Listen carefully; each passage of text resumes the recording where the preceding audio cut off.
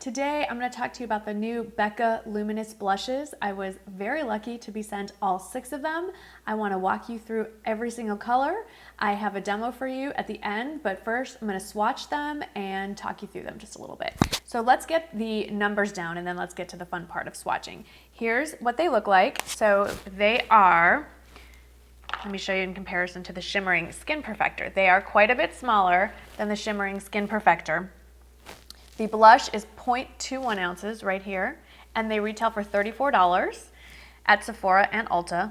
And then the normal sized Shimmering Skin Perfector, the highlighters, are 0.28 ounces, so a little bit bigger, and $38. So this is cost per ounce, quite a bit more expensive than the Cult Classic here. So like I said, there are 6 shades so far that have been released, and they are beautiful to look at.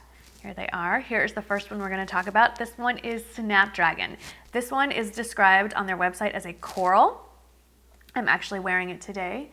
I went a little heavy-handed just so you can see how beautiful they are. All 6 of these are very pigmented, and they are very bright, and they are very warm toned. I am very much hoping that they plan on releasing more cool tone shades, more neutral shades, but let's work with what we have. So first off is Snapdragon. You'll see if I just barely touch it, how much comes off on the finger there. So as you can see, the way I've decided to swatch these is that I have one where I've just swatched it across my finger, and then I also applied it with a blush brush so you could see generally what it would look like on the cheek. So the Snapdragon shade is definitely quite a warm tone. It's definitely coral. It has some reddish undertones, more red than orange, but it is very, very wearable and blends very easily.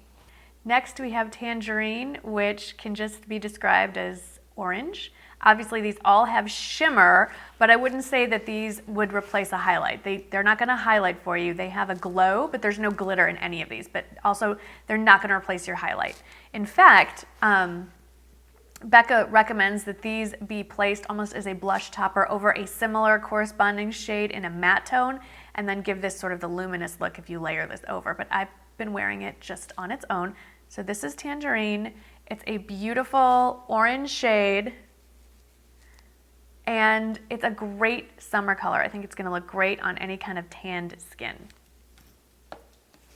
Now we have Blushed Copper, which is described as just copper, and it is definitely a copper shade.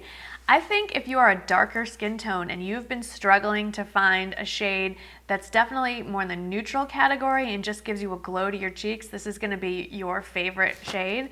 For those that have more fair to mid-tone skin colors, this would definitely look better if you have a little bit of a golden glow to begin with.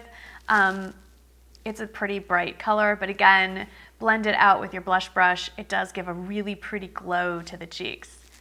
Again, I think wonderful for summer. Next, we have Chamelia. Chamelia.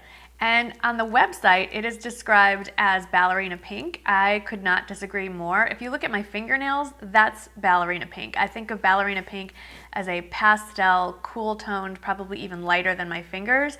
This is very much a warm, bright pink, just a true pink, but definitely on the warm tone. There's nothing cool about this one. Now we have Foxglove, which is my second favorite of all the blushes. I feel like this is a very wearable shade. You're starting to see hints of mauve or rose, but it's still very much a warm tone. So those who struggle with wearing mauve or mauve, depending on where you live in the world and how you pronounce it, this is a nice compromise, and it's really beautiful when it's sheared out on the cheeks, for sure. And then the last shade that I have to show you is called Dalia, and this is the most unique out of, it's unlike all the other ones. It's definitely have some strong reddish brown tones. It's almost like a brick red. It has the least amount of shimmer, and it's actually surprisingly wearable. When you put this on the cheeks, the apples of your cheeks, and blend it out, it just gives you that just in from the fresh cold air, except that we are heading into summer for most of the planet. So you might want to hold back on this for fall winter if you're fair to mid-tone in your skin tone. But I want to point out that all of these shades, if obviously I'm biased towards shades that look better on fair skin because that's what I have to work with, no matter how much self-tanner I wear. This is, this is it. But for those of you who are dark, I'm talking really dark skin tone, who struggle to find beautiful, pigmented, glowy blushes that are still considered sort of neutral, but give your skin like a nice, beautiful glow, I think you're going to love, love, love these blushes. It's about time that that we had blushes that were definitely more wearable towards the deeper skin tone range. So I think you're gonna love those. If you're fair to mid-tone, they are all very wearable. I'm wearing one right now, but it's gonna require a little more care in your application. Okay, so for the demo, I decided to go with Snapdragon, which is, it looks scary. I know, it's really bright. It's a reddish orange tone. It kind of complements the whole coral thing I have going on. And I feel like it will brighten up my face and give it a lot more color because I'm looking a little tired, because I am. So this blush is very pigmented, so I would suggest using a fluffy brush and always tapping it off on the back of your hand before you put it on your face. You can always add more, but it's a lot harder to blend it away. There's two kinds of brushes. This one, it's limited edition, but you get the idea. It's floppy.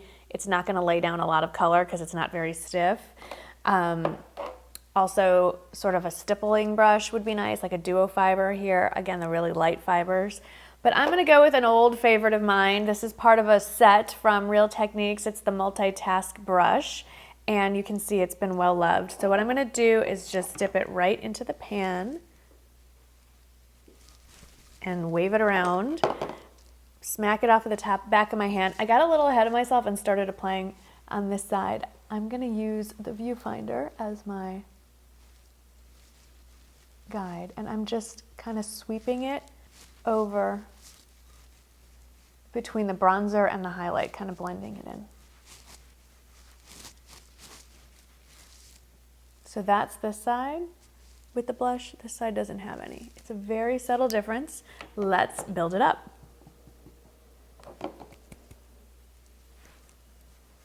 Try this side, a little less.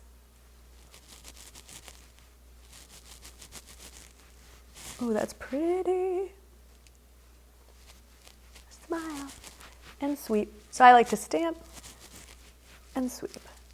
So this side I did a lot less blush on the brush, and this one I kind of went more full side, so you can see the difference. Let's even it out. It's a nice glow, and of course you can build this up and be even more pigmented. Of course, I'm very fair skinned to begin with, so I prefer just more of a subtle look.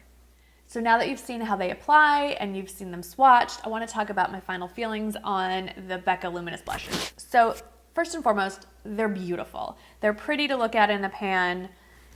I'm a magpie. I like shiny. I like glittery. There's not glittery, but they're definitely shiny. However, for what they are very, very, very expensive. $34 for a blush is definitely on the high end. Just to compare, the Clinique is $22, and while they do not apply exactly the same, there are brighter, deeper tones in the range, and you can get a similar effect if you layer with a highlighter, and it's quite a significant amount of money less. However, these are smaller. These are 0.12 ounces, so they're almost half the size. Another option are the Tarte blushes. The Tarte blushes are $28 for pretty much the same size, so we're talking only a $4 difference. And as beautiful as these are, they don't have that deep, beautiful shimmer that the Becca blushes have.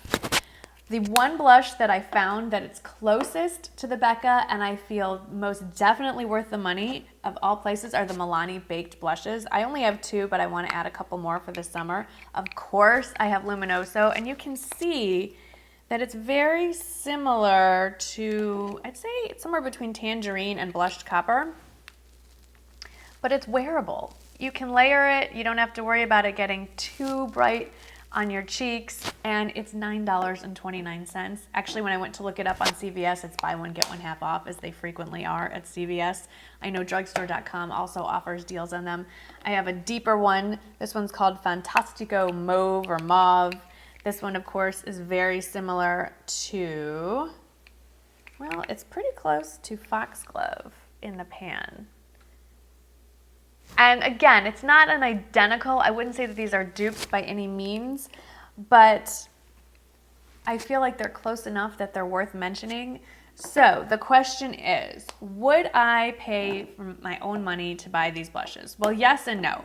So I actually had this in my cart. I really, really, really wanted, actually of all the shades, I really wanted this one, Chamelia, because of the description on the website was that ballerina pink. And I went to buy it during the Sephora VIB sale, but it was sold out. So I was about to spend my own money on them and I couldn't. Now that I know more about them, would I recommend them? It depends. Across the board, no. The two standout shades that I would pay for, Snapdragon, what I'm wearing today, and Foxglove, which is that kind of warmer, dusky pink. I think they're beautiful, and I've never seen a blush quite like this before in pigmentation, the way it wears, the way it looks on the cheeks. Would I buy all 6 of them? Absolutely not. So my final recommendations, if you're deep tone, if you have a deeper skin tone, I think these are amazing and I would definitely recommend them for you. If you're fair to mid-tone in skin color, I would say only if you're really drawn to a particular shade, because these are quite expensive for what they are.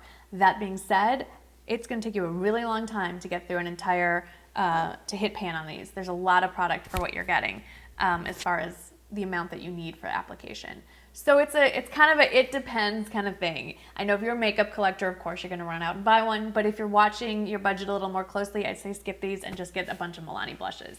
Hope that was helpful. I'd like to do more of these in the coming weeks and months. As always, thank you so much for watching, and I'll see you in the next video. Bye-bye.